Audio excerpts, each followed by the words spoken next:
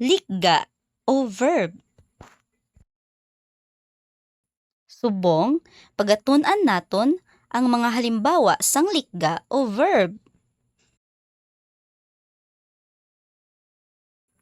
Ang likga o verb ay isa ka tinaga nga nagasaad o nagapakita sang hulag.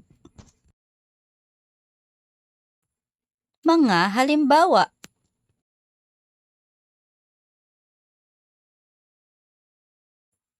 sulat. Nagasulat si Lenlen. Hampang. Gahampang ang mga bata.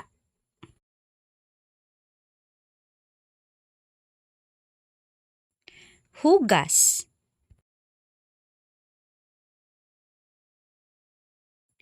Gahugas si Esther sang iya kamot. Hibi. Nagahibi si Inday. Kanta. Nagakanta si Tintin. Luto. Galuto si Tessie sang sudan. Kaon. Gakaon si Shai sang batchoy. Lakat. Nagalakat si Liboy.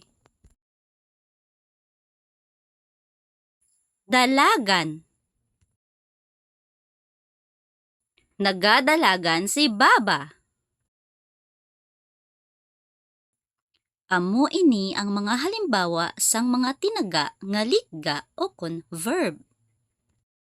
Kabay pa nga may natun-an ikaw. See you in our next video. Please like and subscribe.